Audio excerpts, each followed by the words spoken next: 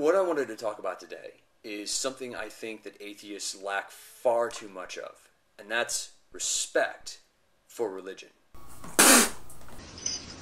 What? What? What? What? What? I beg your pardon? Whoa! Whoa! Hold on there a second. Let me explain.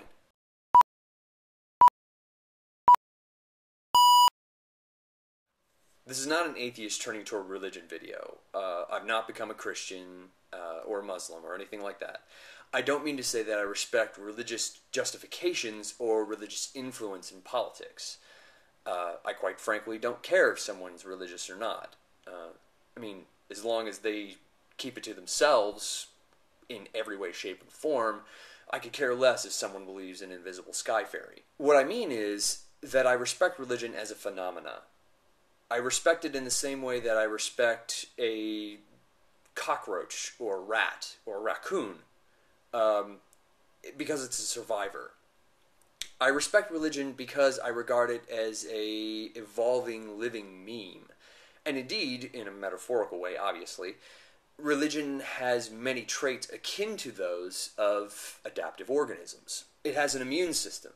It fights off invading memes by cutting off infected cells or by trying to figure out ways of destroying, discrediting, ignoring, or avoiding the purveyor of an invading meme or the meme itself. But even then, if it cannot do any of those things and still wants to remain relevant in an environment in which it finds itself, it will seek to absorb the meme and mutate into a slightly different form of itself. It's evolved to be culturally adaptive, like an animal having the ability to grow a different layer of fur due to seasonal change.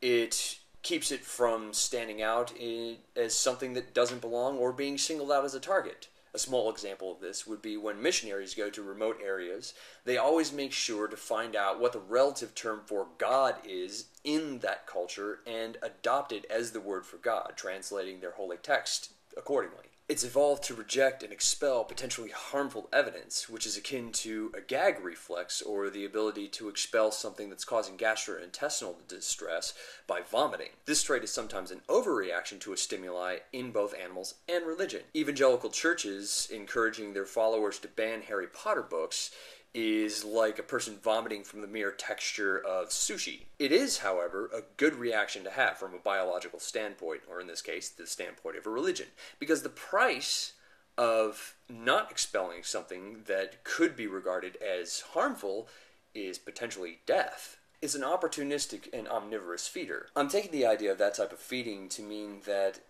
religion can survive equally well in times of peace and war. During times of peace, it claims to be the cause, or at least the originator, of the ideas and principles that underpin that peace. In times of war, it revels in being a rallying cry for religious people and can provide numerous avenues through its scripture to legitimize the violent actions that are inherent in war. And as the 34th rule of acquisition states, peace is good for business. That's the 35th rule. Oh, you're right. What's the 34th?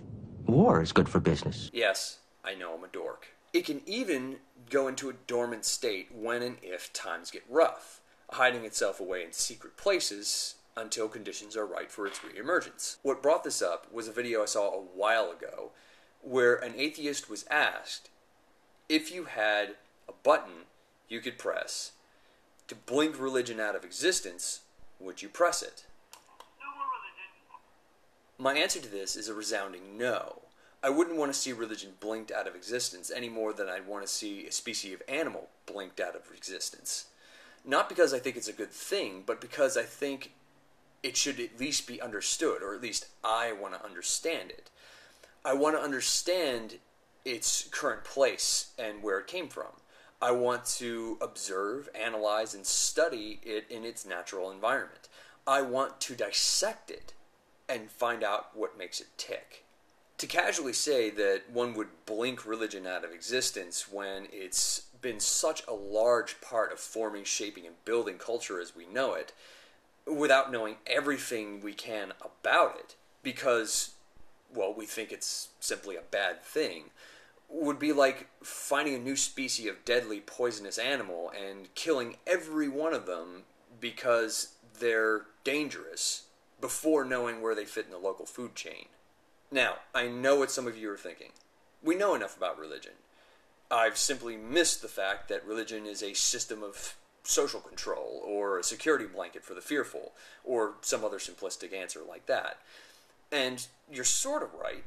We have a hypothesis about what religion is, where it came from, and its place, but we don't have any truly sound ideas thoroughly backed up by what skeptics revere called evidence. Try to realize, too, I'm not arguing for religion as a necessary part of the world. I think that religion is like an inflamed appendix that we don't know how to remove because we don't know exactly where it is, what will happen when we remove it, or even how to effectively remove it.